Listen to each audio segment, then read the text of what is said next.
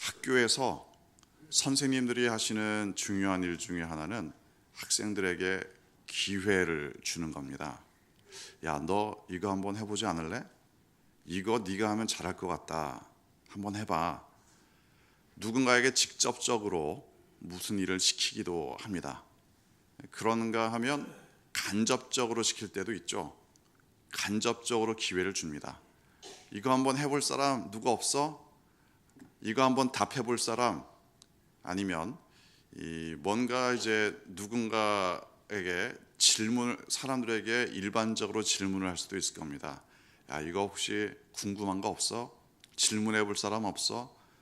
이렇게 간접적으로 누군가를 딱 지목하지 않고 기회를 주는 이런 역할도 분명히 있습니다.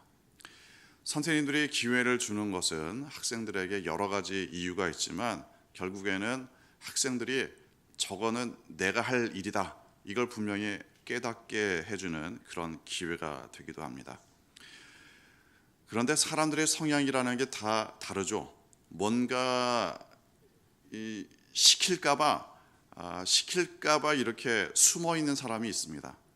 저거 나 시키면 안 되는데, 이런 마음으로 숨어 있는 학생들, 또 학생들뿐만 아니라 일반적인 사람들도 마찬가지입니다. 우리 교회에서 이런 걸 좀 하려고 합니다. 자, 이제 할 사람만 나오면 되는데 라고 하면 다들 고개를 숙이시고 저와 눈을 마주치지 않으려고 하시는 분들이 있습니다. 시킬까봐 숨는 사람도 있고, 제발 좀 나를 시켜주면 좋겠다, 기회를 호시탐탐 기회만 노리고 있는 그런 사람도 당연히 있을 겁니다. 사람들의 성향이 다 다르죠. 그런데 단순한 성향의 문제가 아니라 뭔가 어떤 일에 있어서 주춤해 있고 어떤 일에 대해서 위축된 사람이 있을 수도 있습니다. 과거의 실패, 또 과거의 아픔들, 이런 것들 여러 가지 이유 때문에 어떤 특정한 일에 대해서 주춤해 있는 사람도 있을 수 있습니다. 그런데 이상한 일은 하나님은 주춤해 있는 사람들, 위축되어 있는 사람들을 부르십니다. 물론 이제 이게 때로는 문제가 되기도 하죠. 왜 안 하겠다는 사람 부르셔가지고 이렇게 나 고생하게 하시느냐. 성경에 보면은 우리의 선배들 중에도 그랬던 사람들이 꽤 있습니다. 하나님이 좀 잘 할 만한 사람, 능력이 뛰어난 사람, 뭔가 사람들에게 나서서 해도 괜찮을 만한 사람, 이런 사람들 시키면 되지, 왜 나같이 안 하겠다는 사람 시켜서 이렇게 고생하게 하느냐. 우리의 선배들 중에도 그런 사람들이 있었습니다. 교회를 섬기는 데 있어서도, 또 우리의 삶에 있어서도, 인생의 여러 가지 여정에 있어서도 과거의 아픔이 발목을 잡을 때가 있습니다. 하나님 믿는 사람으로서 선한 일을 하다가 아픔을 겪는 때도 있습니다. 교회에서 뭔가 잘 섬겨보겠다고 했는데 사람들이 그걸 좋게 받아주지 않는 경험도 발목을 잡기도 할 겁니다. 어쩌면 오늘 모세를 부르신 하나님, 모세는 이스라엘 역사상 가장 위대한 지도자 중에 한 명이지만 모세의 인생에서는 그렇지 않습니다. 모세가 적어도 하나님께서 모세를 부를 때에는 왜 나를 부르시느냐, 이런 질문을 할 수밖에 없었습니다. 9절 말씀 보면 하나님께서 모세를 보내십니다. 쭉 설명합니다. 야, 이제 이스라엘 백성이 이렇게 고생을 많이 했으니까 내가 이제 응답하겠다, 너희들을 이제 이끌어내겠다, 그러니까 이제 가봐라, 네가 하면 된다. 그러자 모세가 하나님께 이렇게 이야기하죠. 11절 보면 모세가 하나님께 내가 누구이기에 바로에게 가며 이스라엘 자손을 인도하여 내리이까. 모세는 여러분이 잘 아시는 것처럼 과거의 아픔이 지금 발목을 잡고 있습니다. 애굽의 왕자로서 살던 그 시절, 이스라엘 백성들을 좀 도와주기 위해서 나섰다가 오히려 힘들었던 경험이 있습니다. 내가 이스라엘 사람들을 위해서 뭔가 해보려고 했는데 이스라엘 사람들은 오히려 나를 받아주지 않았다. 오히려 이스라엘 사람들은 나를 거부했다. 그래서 40년간 숨어 있습니다.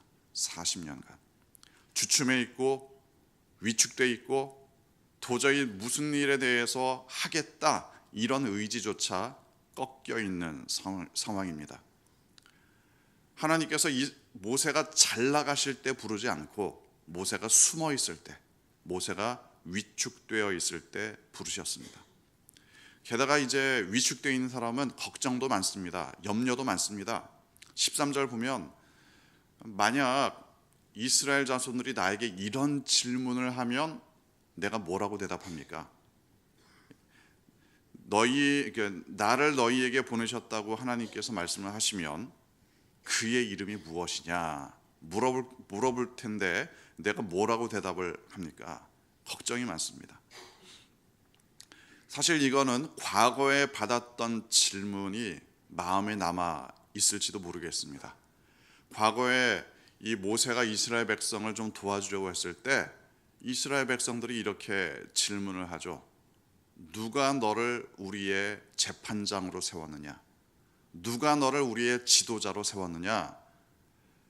물론 이제 그거는 누가 했느냐를 물어보는 게 아니라 이 모세를 거부하겠다 이런 의미이지만 모세의 마음에는 사실 할 말이 없었습니다. 아무도 모세를 이스라엘 백성을 이끌 만한 인도자로 세운 적은 없습니다. 이제 모세의 마음에 40년간 남아있었던 40년간 숨겨져 있었던 질문을 하나님께 던집니다. 누가 나를 보냈냐고 물어보면 내가 뭐라고 대답을 합니까? 14절 말씀에 성경에서 하나님의 이름 자체를 알려주시는 유일한 본문이 등장합니다. 출애굽기 3장 14절 나는 스스로 있는 자니라. 스스로 있는 자니라. 히브리어 본문을 그대로 옮긴다면은 사실 나는 나다 이렇게 번역할 수 있을 정도의 아주 평범한 본문입니다. 에흐예 아슈에르 에흐예. 이건 특별한 말이 아니라 영어식으로 이야기를 한다면 I am that I am. 나는 그냥 있는 사람이다. 이 단어 자체를 그냥 의미를 옮긴다면 나야 나, 나야 나 이런 식의 의미로까지 옮길 수 있는 본문입니다.